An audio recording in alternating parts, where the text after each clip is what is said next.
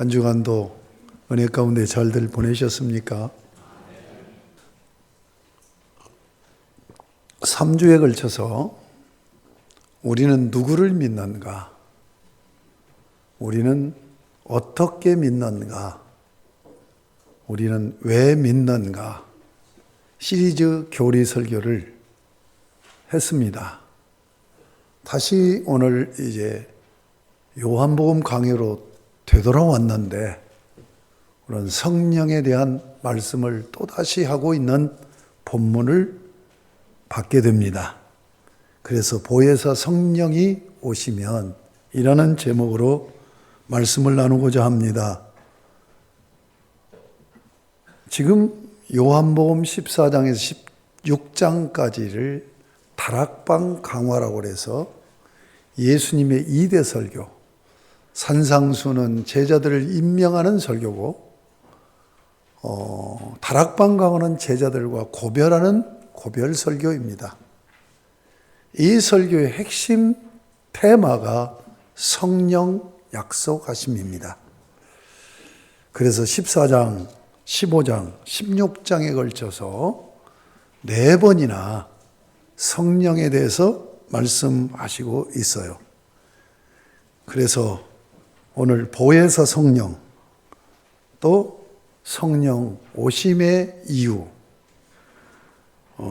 이렇게 말씀을 나누고자 합니다.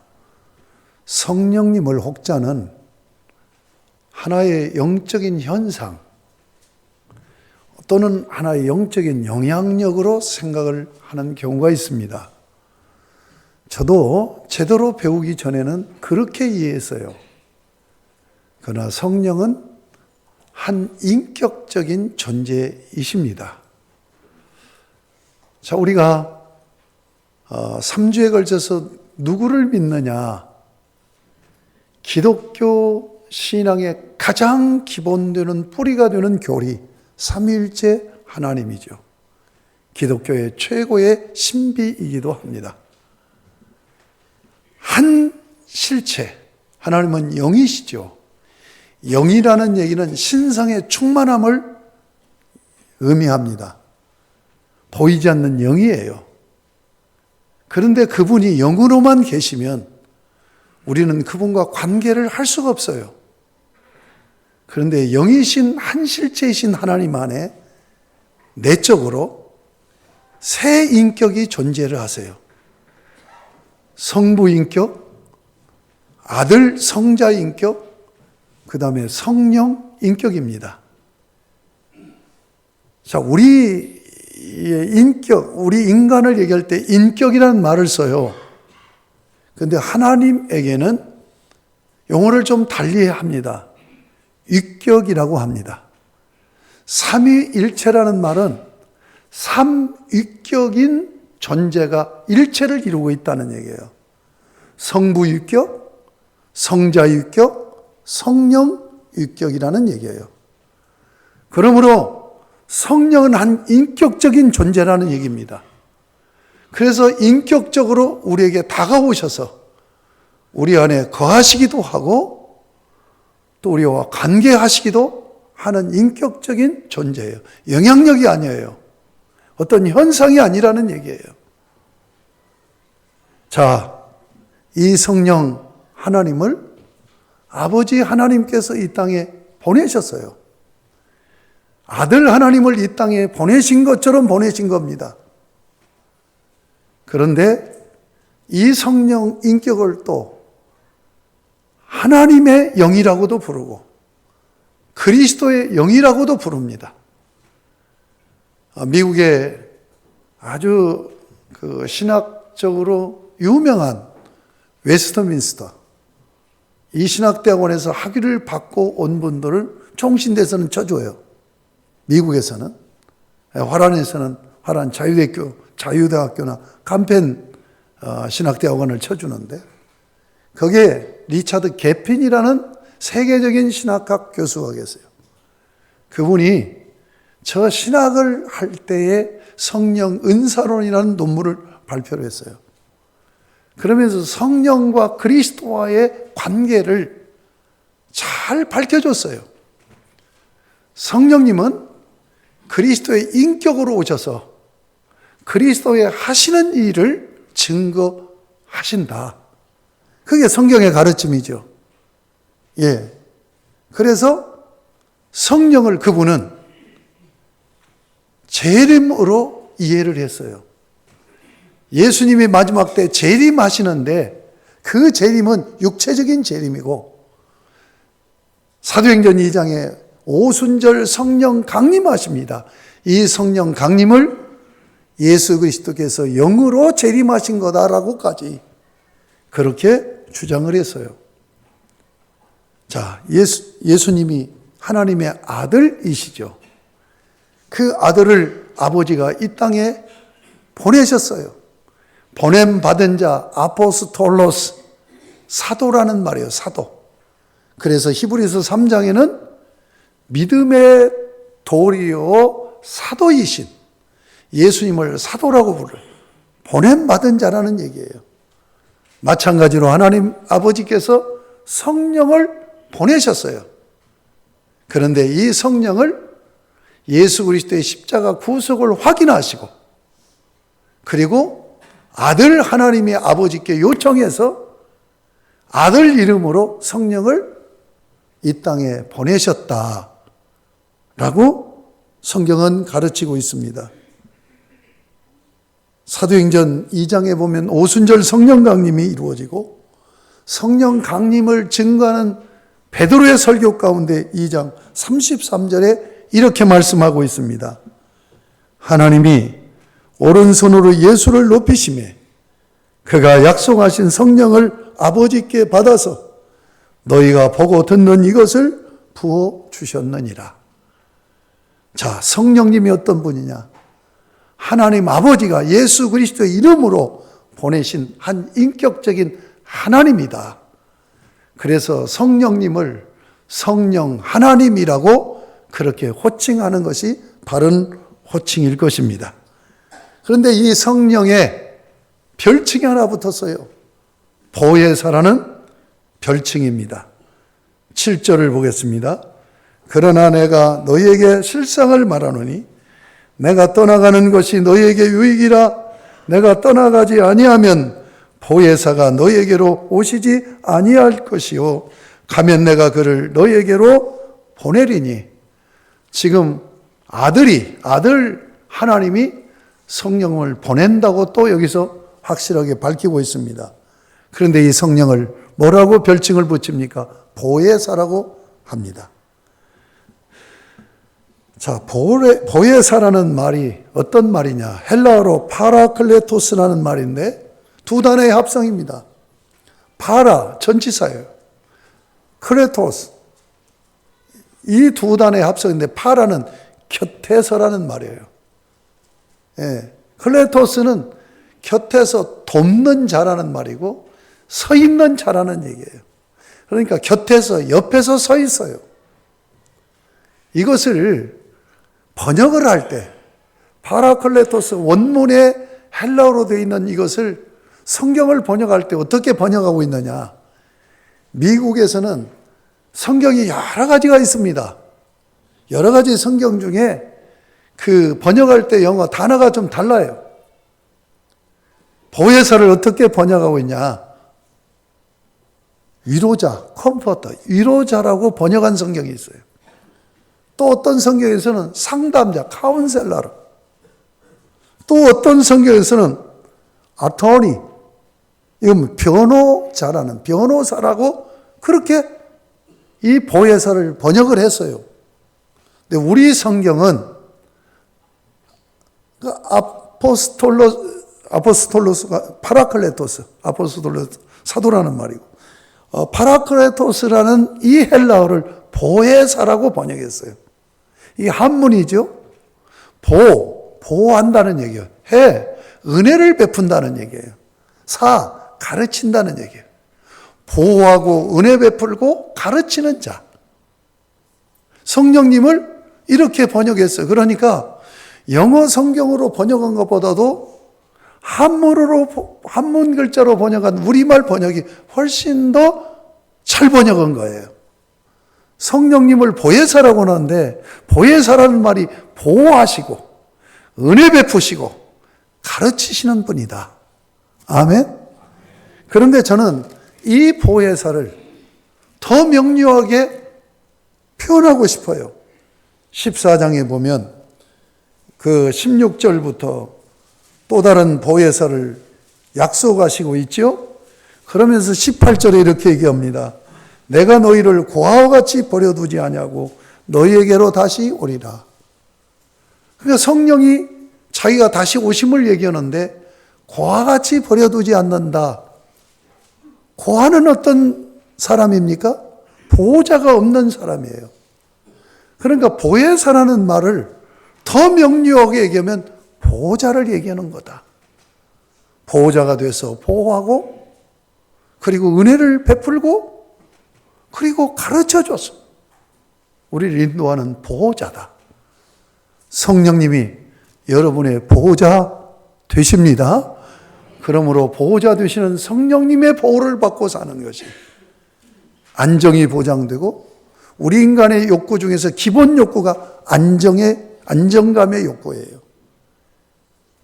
성령님을 의지해야 안정된 신앙생활이 될 줄로 믿습니다.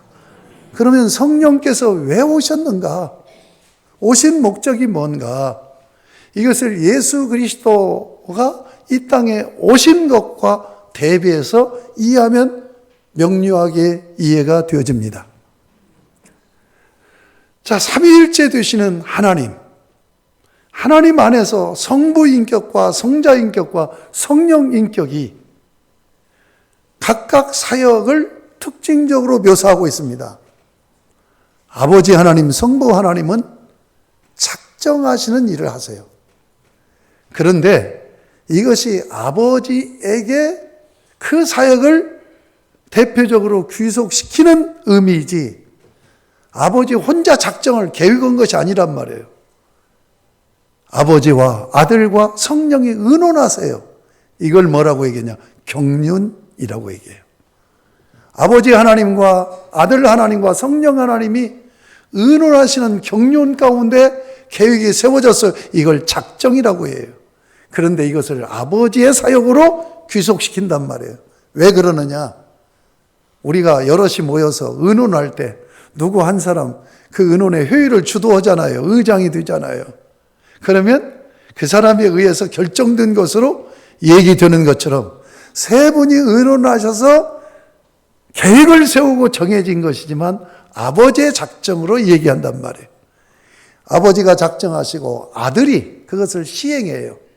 그래서 아들이 시행한다 해서 아들에게는 중보사역이라고 그렇게 얘기합니다. 자, 작정한 대로 아들 하나님께서 이 세상을 창조하세요. 근데 창조물이 망가졌어요. 그러니까 아들 하나님이 이 세상을 다시 고쳐서 회복시켜요. 이게 구속입니다. 창조하시고 구속하시는 일을 아들 하나님이 하세요. 성령 하나님은 뭐냐? 그걸 마무리를 해요. 창세기 1장 2절에 보면 땅이 혼돈하고 공허하며 흑암이 깊음에 있고 하나님의 신은 수면에 운행하시니라. 아들 하나님이 창조를 하셨는데 그것을 성령 하나님이 마무리를 하세요. 마찬가지로 구속도 마찬가지입니다. 아들 하나님이 이 땅에 육신을 입고 이 땅에 오세요. 오셔서 십자가의 구속을 역사적으로 이루셔요. 그런데 성령님이 오셔서 그 역사적으로 이룬 십자가의 구속을 우리 개인이 믿도록 해서 적용시키는 구속의 완성을 또 마무리를 하시는 분이 성령 하나님이시다. 이것을 전제하고 자, 예수님이 이 땅에 오심을 성육신 하셨다라고 얘기합니다. 왜냐하면 아들 하나님이 영으로 계세요. 영이신 하나님이 아들 하나님이 이 땅에 오셔서 마리아의 모태를 빌려서 출생을 하세요. 그래서 우리와 똑같은 육신을 입으세요. 이것을 성육신 인카네이션 하셨다라고 얘기합니다. 자, 예수님이 육신을 왜 입으셨습니까? 두 가지 이유 때문에 그래요. 첫 번째 이유는 육신을 입고 있는 영육으로 구성된 우리 인간을 구속하시기 위해서 예수님께서 우리와 똑같은 육신을 입고 우리 대신 형벌을 대신 받으면서 십자가의 고난을 당하시고 십자가에 못 박혀 죽으신 것입니다. 바로 이 일을 위해서 예수님이 육신을 입고 이 땅에 오신 거예요. 두 번째는 육신을 입고 이 땅에 오셔서 십자가 구속을 이루기 전에 3년 동안 공생의 삶을 사십니다. 죄인들을 구원하셔서 죄값을 치르러만 오셨다고 한다면 예수님이 이 땅에 출생하셔서 바로 십자가에 죽으시면 돼요. 그런데 그러기 전에 공생의 삶이라는 3년 동안의 삶을 가지셨어요. 그리고 십자가에 죽으신 겁니다. 3년 동안 공생의 삶을 통해서 보여준 게 뭡니까? 바로 구원받은 백성들이 하나님의 백성으로서 하나님의 아들답게 사는 것을 본을 보여주신 거예요. 그래서 이 본을 3년 동안 보여주시면서 이제 예루살렘 성에 입성하셔서 그리고 다락방에서 성만찬 예식을 제정하시기 전에 요한복음 13장에 보면 물을 대야에다 떠서 담고 수건을 허리에 동하고 제자들의 발을 씻겨줍니다. 여러분, 유대 나라에서 발을 씻겨주는 것은 종이 하는 일이에요. 그러니까 예수님께서 섬기는 종이 돼서 자기 제자들의 발을 씻겨요. 그러면서 주님께서 말씀하십니다. 내가 본을 보였다. 너희를 구원한 이유는 이렇게 사랑으로 섬기라고 본을 보였으니 너희도 이렇게 살아야 된다. 그래서 예수님께서 이 땅에 육신을 입고 오신 거예요. 그런데 성령님께서 다시 보혜사, 또 다른 원보혜사 가신 후에 또 다른 보혜사 성령님이 오셨어요. 성령님은 마무리하시는 일입니다. 그래서 예수를 믿게 하는 거예요. 예수를 믿게 하는 거예요. 그래서 십자가의 구속을 우리 각자에게 적용시키는 거예요. 그거 하시기 위해서 성령님이 오신 거예요. 두 번째는 성령님이 우리 가운데 내주하셔서 주님처럼 살게 하기 위해서, 주님처럼 사는 것이 성화입니다. 성화에서 거룩한 성도의 삶을 살게 하시기 위해서 성령님이 우리 가운데 오셨습니다. 여러분, 십자가의 구속을 이루시고 우리를 예수 믿게 하셔서 하나님의 아들 되게 하셨어요. 구원하셨어요. 그런 우리를 그냥 내버려 두시지 않고 그런 우리를 자기의 몸, 예수 그리스도의 몸으로 연합시킵니다. 그래서 머리 되신 예수님, 그리고 몸된 교회로 우리를 가지셨어요. 그리고 그 안에 성령님이 거하셔서 이 교회를 통하여서 이 땅에 하나님 나라를 이루어 가시기를 기뻐하시면서 성령님께서 여러분을 보호하시고 그리고 은혜를 베푸시고 가르치시면서 하나님의 사람으로 살게 하시려고 성령님이 오셨다고 하는 것을 잊지 마시기 바랍니다. 아멘. 오늘 설교 다 마쳤습니다. 그렇다면 우리가 어떻게 살아야 되는가? 철저하게 성령님을 의지하고 살아야 됩니다. 성령님을 의지 않으면 고아가 되는 거예요. 고아 같은 신앙생활 하지 마시고 성령 하나님께 의존하시고 물어보시고 은원드리시고 아멘. 그래서 성령님의 지도와 가르침, 인도를 받고 사는 신앙생활이 되시기를 주님의 이름으로 축복합니다. 오늘 말씀을 보면 이렇게 되어 있어요. 8절에서 11절까지. 그가 와서 죄에 대하여, 의에 대하여, 심판에 대하여 세상을 책망하시리라. 죄에 대하여라 하면 그들이 나를 믿지 아니하며, 죄가 뭐냐? 예수 믿지 않는 것이 죄예요. 주님이 십자가 구속을 이루셔서 죄인인 우리를 하나님이 의롭다라고 칭해 주셨어요. 자, 예수를 믿지 않는 것이 가장 악랄한 죄입니다. 왜냐하면 하나님의 백성으로 하나님을 섬기며 살기로 언약을 맺은 걸 깨버린 죄인이 됐어요. 그래서 지옥으로 떨어져요. 그 지옥으로 떨어질 자를 불쌍히 여기셔서 아버지 하나님은 자기 하나밖에 없는 독생자 아들 예수를 십자가에 죽이셔서 나를 살리시는 길을 내셨는데 이 길을 제시하면서 믿기만 하면 구원받는다라고 하는데 믿지 않는 것, 가장 큰 죄입니다. 그래서 성령님 오셔서 그 죄를 책망하면서 예수 믿으라고 권고한다는 얘기예요. 10절에 보면 의에 대하여라 하면 내가 아버지께로 가니 너희가 다시 나를 보지 못할 것이며, 여기 의에 대해서 책망한다라고 말합니다. 여러분, 우리는 뭘로 사느냐? 의로 살아요. 의. 이 의가 나에게 뭘로 나타나냐? 소원으로 나타나요. 이 의라는 소원이 일어나야 열정, 에너지가 분출이 돼요. 에너지에 의해서 움직이게 되는 거거든요. 그런데 의가 두 가지 의가 있어요. 자기 의가 있고 자기 의가 아닌 다른 의로 사는 삶이 있어요. 예수 안 믿는 죄인들은 전부 다 자기 의로 살아요. 죄인이기 때문에 자기 의를 내세울 것이 없는데도 불구하고 자기 의로 살아요. 그런데 자기 의로 살아서는 영생이 없고 구원이 없다는 것을 하나님은 아시기 때문에 자기 의가 아니라 우리로 하여금 영원히 살 수 있는 의를 주셨어요. 이게 예수 그리스도입니다. 예수 그리스도의 의를 힘입고 사느냐, 자기 의로 사느냐. 우리가 예수 믿기 전에는 자기 의로 살아요. 자기 신념으로 살아요. 자기 의지로 살려고 해요. 자기를 믿고 살려고 해요. 그런데 예수를 믿으면 그 의가 달라집니다. 내 의로는 죄밖에 짓는 것이 없다. 그래서 내 의를 주장했던 삶을 포기하고 회개하고 나는 주님의 의가 아니고는 영생을 할 수 없습니다. 주님의 의가 아니고는 살 수 없습니다. 하면서 사는 신앙생활이 성도의 신앙생활이라는 걸 잊지 마시기 바랍니다. 그런데 여기서 우리에게 소용되는 이 부분을 말씀드립니다. 우리는 자기 의로 살던 자들이 예수를 믿고 이제는 예수 그리스도의 의로 사는 자들로 삶의 방식이 바꿔졌어요.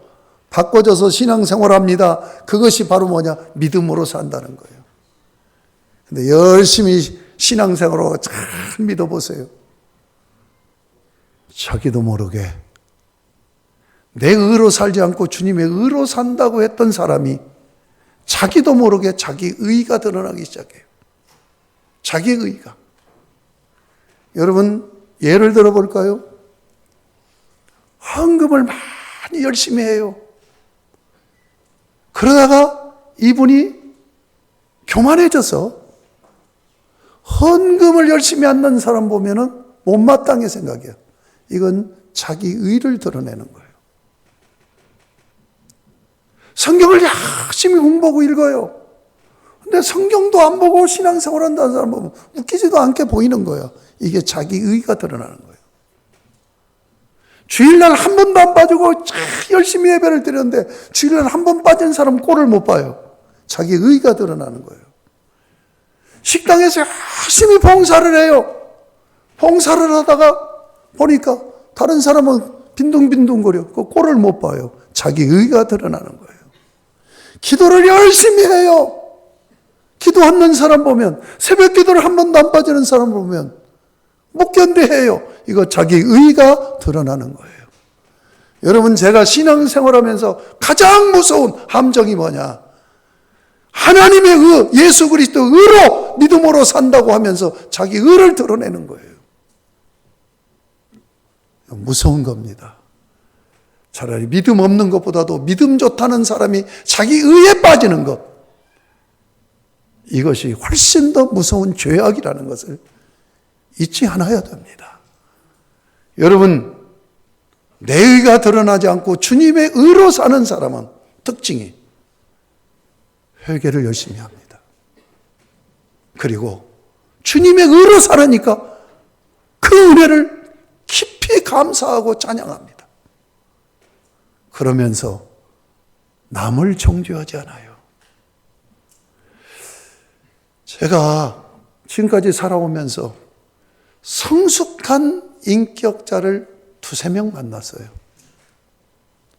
제가 그러면서 이 문제에 걸리지 않는 사람이 많지 않구나. 성숙한 사람이 어떤 사람이냐? 같이 만나고 대화하는데 한 번도 남의 얘기를 하는 걸 들어보지 못한 거예요. 이건 대단히 성숙한 사람입니다. 여러분, 주님의 의로 사는 사람은 남을 쳐다보고 남을 얘기하고 남을 비판하고 할 여유가 없어요. 회개하기 바쁘고 감사하기 바쁘단 말이에요. 이거 잊지 마시기 바랍니다. 그리고 자기 의를 내세우는 사람은 남을 정죄하고 자기를 드러내려고 해요.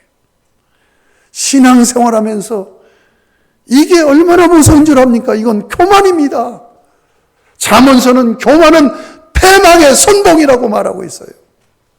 인류의 타락은 뭡니까? 교만에서부터 온 것이라는 걸 잊지 마시고, 성령께서 주님, 내가 내 의를 내세우지 않도록 책망해 주세요.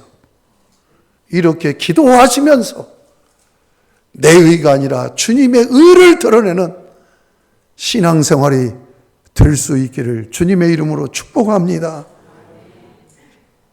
11절에 보면 심판에 대하여라면 이 세상 임금이 심판을 받았습니다. 세상이 무너졌어요. 세상 나라가 망했어요. 임금이 죽었다니까요. 임금을 멸해버렸단 말이에요. 세상 임금. 그런데도 세상 나라가 좋다고 세상 나라에 속해서 사는 어리석은 나의 모습이 아닌가를 성령님을 통해서 늘 점검받는 세속적인 삶에서 벗어나는 복된 여러분의 삶이 되실 수 있기를 바랍니다. 성령님이 왜 이렇게 책망하시는 겁니까? 성령님이 하시는 것은 구속을 완성하신다고 했어요. 구속을 이루신 예수님께서 하늘 보좌 우편으로 승천해서 앉으셨습니다.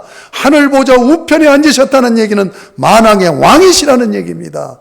만왕의 왕으로 이 나라를 하나님 나라로 통치하시기를 기뻐하십니다. 그런데 우리는 예수를 믿으면서도 아직도 세상 나라와 하나님 나라 사이에 양쪽에 발을 담그고 있기 때문에 책망을 통하여서 하나님 나라 백성으로 살아라, 예수 그리스도의 통치를 받는 신앙생활을 하라고 성령님이 그렇게 권고하시면서 여러분은 하나님 나라 백성으로 살게 하시려고 보혜사 성령님이 오셨다는 것을 잊지 마시기 바랍니다.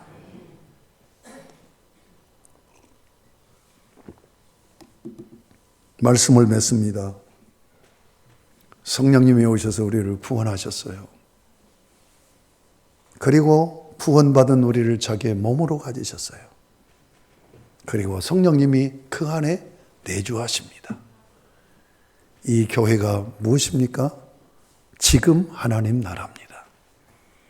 하나님 나라는 지금 하나님 나라와 아직 하나님 나라로 설명이 됩니다. 이게 성경의 가르침입니다. 지금 하나님 나라는 예수님이 성육신하셔서 십자가 구속을 이루시고 교회를 세우신 이 교회를 통해서 하나님 나라를 이루어 가십니다. 아직 하나님 나라는 예수님이 재림하셔서 실제적이고 완성적인 하나님 나라가 이루어지게 될 것입니다.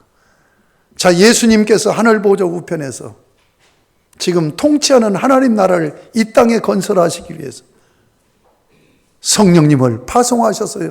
그런 의미로 성령은 전도자이시고 성령은 사도라고 말할 수 있어요. 성령을 교회 안에 보내셔서 이 교회를 통하여서 모든 성도들이 주의 몸된 교회를 이루고 하나님 나라 백성으로 살 수 있도록 성령님이 보혜사로 보호자로 우리에게 역사하신다는 것을 잊지 마시기 바랍니다. 고린도전서 3장 16절에 너희는 너희가 하나님의 성전인 것과 하나님의 성령이 너희 안에 계시는 것을 알지 못하느냐. 우리의 몸이 성령이 거하시는 성전이래요. 여러분, 성전이라는 말이 교회라는 말입니다. 에베소 2장 20절에서 22절까지 보면 교회를 성전으로 설명하고 있습니다.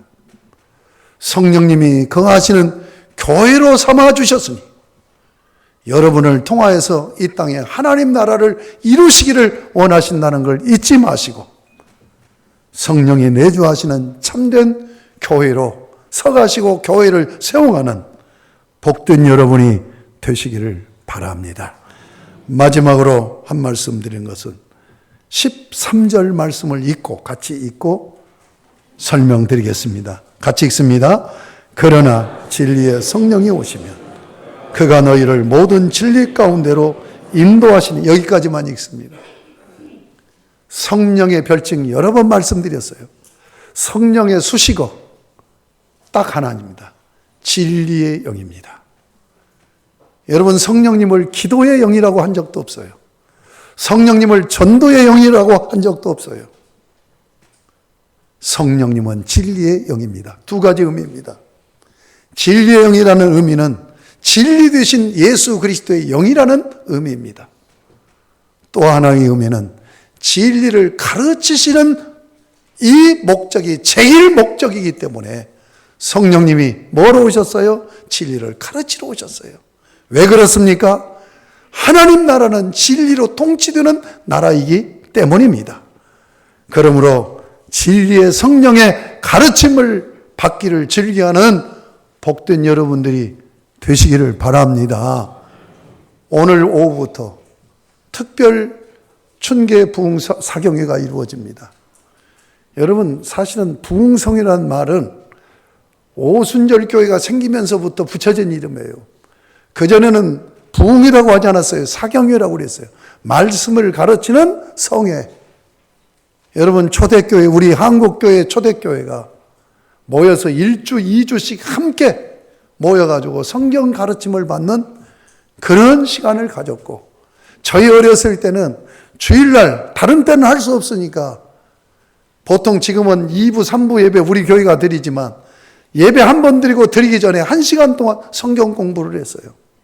우리 한국교회가 성경 공부가 사라졌어요. 이것은 가슴 아픈 일이고, 제가 지금까지 25년 동안 우리 한우리교회를 다니며 목회하면서 정말 내가 목회를 잘못했다, 성경 가르침에 소홀히 한 목사였구나 하는 생각을 하면서 회개를 하고, 이 시간에 여러분들에게도 미안하고 죄송하고 잘못했다고 사과드립니다. 목사가 뭡니까?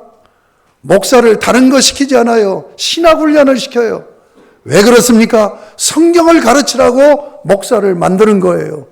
그런데 목사가 제일 사명이 성경을 가르치는 건데, 이 가르치는 일을 다른 데로 나가서 열심히 했는데 우리 교회 성도들에게 성경을 열심히 가르치지 않은 아니한 직무유기라 한 죄를 회개하면서 목회 마무리하며 성경 공부에 진력해서 우리 사랑하는 성도들이 성경 공부에 열심을 내게 해야 되겠다 하는 생각을 갖고 금년에 정말 사력을 다해서 성경 공부에 몰두하려고. 여러분, 성경의 핵심 메시지, 우리에게 주신 핵심 메시지가 뭔 줄 압니까? 하나님 말씀이에요.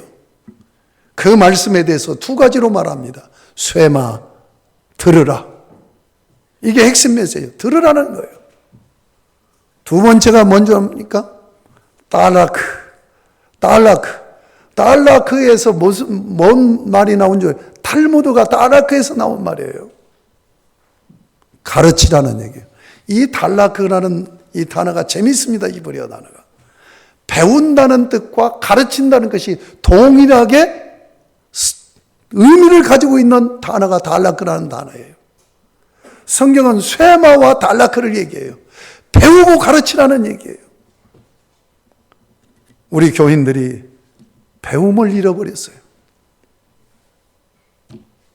여러분, 왜 성경 공부하고 배우는 것을 소홀히 여길까? 생각해 보니까 둘 중에 하나예요. 하나는 우리가 의식 종교 문화권에서 자라왔기 때문에, 불교는 뭡니까? 뭐 가서 배우는 게 아니잖아요. 가서 절하는 거잖아요. 절하는 거죠. 의식 종교예요. 천주교 의식 종교입니다. 천주교가 말씀 종교에서 의식 종교로 변해간 거예요. 그래서 미사 드리는 것이 전부예요. 우리 기독교는 계시 종교입니다. 하나님이 자기를 알려주셨어요. 알려주신 말씀을 들어야 되고 배워야 돼요. 여러분, 종교개혁이 왜 일어났습니까? 초대교회의 본질을 잃어버리고 중세시대에 와서 이 천주교가, 가톨릭교회가 의식종교로 말씀을 버렸어요. 여러분, 가톨릭교회가 미사를 어떻게 지냅니까? 드립니까? 라틴어 성경, 그 성경을 미사 시간에 몇 구절 읽어주고 신부가 라틴어로 한 3분에서 5분 정도 얘기해 줍니다. 이게 전부입니다. 자, 한국 사람 성당에서도 똑같이 그래왔다는 얘기예요. 독일 사람들이 모이는 성당에서 똑같이 그랬는 거예요. 의도적으로. 성도들이, 일반 교인들이, 일반 신도들이 성경 모르게 하기 위해서 모르는 라틴어로 읽어준 거예요. 그러니까 로마 가톨릭 교회가 계시 종교가 아니라 의식 종교로 탈바꿈이 돼버린 거예요. 그러니까 하나님 말씀 없이 자기들이 주장하는 교리에 따라가는 거예요. 그래서 중세시대 암흑시대가 되어지고 맙니다. 1517년 마르틴 루터가 종교개혁을 했습니다. 종교개혁의 기치가 뭡니까? 오직 성경으로 돌아가자는 거예요. 오직 성경으로 돌아가자는 거예요. 그가 종교개혁하면서 가장 심혈을 기울인 게 뭐냐? 성경 번역이었습니다. 그가 독일인 아닙니까? 지금 종교개혁의 개혁교인들이 전부 독일 교인들이에요. 라틴어 성경 읽을 줄 몰라요. 그러니까 성경에 완전히 눈이 감겨 있어요. 마르틴 루터가 이 라틴어 성경을 독일어로 번역을 하고, 그리고 성도들에게 성경을 읽게 한 거예요. 성경적으로 신앙생활을 해야 된다. 여러분, 성경 잘 아십니까? 성경이 쉽지 않아요. 왜냐하면 역사니까. 시대와 공간이라는 지리 속에서 다양한 문화가 배경이 되어 있는 거예요. 성경이 쉽지 않아요. 왜 이번 집회를 이분을 모셔서 하는 줄 압니까? 이분이 이 책을 쓴 저자이기 때문에 그래요. 제가 그 신학교 때 제일로 공부하기 힘들고 잘 안 받아들이냐는 게, 그 이스라엘 백성들의 생활 풍습, 사회 풍습, 이런 것들을 공부하는, 문학 공부하는 것이 그렇게 싫더라고요. 여러분 좋습니까? 지리 공부하는 거 좋아요? 역사 공부하는 거 좋아요? 그러니까 이게 목사가 문화 역사도 모르는 가운데 성경을 가르치니까 까막눈으로 성경을 가르치는 거예요. 그래서 제가 목회를 하면서 보니까 성경을 바로 이해하려니까 내가 학교 다닐 때 그렇게 싫어했던 그 공부를 안 하면 안 되기 때문에 다시 책을 사다가 집에서 공부를 한 거예요. 근데 이게 역사 문화는 너무너무 어려워요. 이 우승 박사가, 이 친구가 무슨 생각을 했냐면, 왜 목사님들이 성경 강론은 설교를 못 할까? 안 할까? 전부 예화 중심으로 설교할까? 여러분들은 성경 강론만 하는 목사님이 돼서 신앙생활 하니까 뭐 얘기가, 다른 설교 들어보세요. 전부 예화 아닙니까? 그러니까 이단들이 하는 얘기가, 우리는 성경 가르치는데 목사들은 다른 말만 한다고. 이런 비아냥거림을 당해요. 그 이유를 이우승 목사가 깨달은 거예요. 성도들이 성경에 대해서 까막눈이니까 성경 얘기를 하면, 모르는 걸 얘기하면 부담스러워하고 힘들어하니까 성경을 알 수 있게 만들어줘야 되겠다. 그래서 3년 동안에 연구하면서 이 책을 썼어요. 지리 문화를 연구하는 것이 아니라 이것을 쉽게 써서 주일 학생도 읽을 수 있게 만들어야 되겠다. 그 과정을 3년 걸린 거예요. 그래서 이 역사 이야기, 문화 이야기, 지리 이야기가 어려우니까 이것을 주일학생들도 들을 수 있게끔 쉬운 말로 써놓고는 주일학생들한테 읽어주고 알아들으면 그대로 쓰고 못 알아들으면 이걸 다시 쉬운 말로. 며칠 전에 홍진희 권사가 한 얘기예요. 이 집회 때 이걸 가지고 집회한다고 그래서 이걸 오래전에 사놓고 그냥 던져놨던 거 이거 한다니까 한번 읽어봐야지 하고 읽어보니까 한나절이면 한 권이 읽어지더라고요. 한나절에 한 번 읽어지면 일주일에 여러분이 헌신한다면 10번 이상 읽어요. 그러면 성경 배경이 다 정리가 되니까 성경이 입체적으로 살아있는 말씀으로 떠올라요. 자, 보세요. 내가 어려운 것을 공부해서 알았어요. 그런데 그거에 대해서 말을 해요. 그러면 신나는 거예요. 재밌는 거예요. 여러분, 이번 집회가 보통 집회는 화요일 저녁으로 끝나죠. 그런데 수요일 저녁까지 하는 이유가 뭐냐? 이 한 권을 여러분이 소화할 수 있게 만드는 거예요. 사랑하는 여러분, 하나님의 말씀입니다. 말씀을 여러분이 배우지 않으면 천주교인이 된다는 것 잊지 마시기 바랍니다. 아시겠습니까? 두 번째 부류는 교만한 사람이에요. 자기 방식대로 신앙생활하는 거예요. 어떻게 성경을 모르고 신앙생활하면서 그 신앙생활이 바르다고 말할 수 있습니까? 성경은 진리입니다. 우리의 삶의 표준입니다. 우리의 신앙의 표준입니다. 성경을 모르고 어떻게 신앙생활이 바르다라고 말할 수 있느냐는 얘기예요. 잊지 마시기 바랍니다. 저는 이번에 성경 공부를 하면서 한 70명만 지원해 주면 고맙겠다. 그런데 우리 성도들이 순종을 잘해 주셔서 123명이 지원을 했어요. 그러니까 할 만한 사람들은 거의 다 지원을 한 거예요. 그런데 제가 볼 때 지원 안 한 분들 중에 지원해야 될 분들이 있어. 그분들이 다 지원한다면 한 150명 정도는 될 것이라고 봐요. 성경 공부하고 신앙생활하는 건 천주교인으로 신앙생활하든지 아니면 교만에 빠지든지 둘 중에 하나입니다. 제가 지금까지 목회하면서 느끼는 것이 성경 말씀에 충실하고 순종하려고 하는 자세로 하나님 말씀을 가까이 하는 분의 특징이 뭐냐? 목사의 말을 잘 듣는다는 얘기예요. 제가 작년에 문제 일으키고 교회 떠난 성도에게 제가 직언을 했어요. 당신이 뭐가 문제인 줄 아냐? 목사를 당신의 목사로 여기지 않은 것이고 목사의 권고를 듣지 않는 것이다. 목사가 당신 죽이려고 권고하겠냐? 당신 살리려고 권고하지. 왜 살리는 얘기를 듣지 않느냐? 사랑하는 여러분, 여러분을 살리는 말씀입니다. 여러분을 바로 살게 하는 말씀입니다. 여러분이 복되게 살게 하는 말씀입니다. 여러분을 행복하게 하는 말씀입니다. 이 말씀을 가르치려고 성령님이 진리의 영으로 오셨다는 걸 잊지 마시기 바랍니다. 결단하세요. 참여 안 하시는 분들.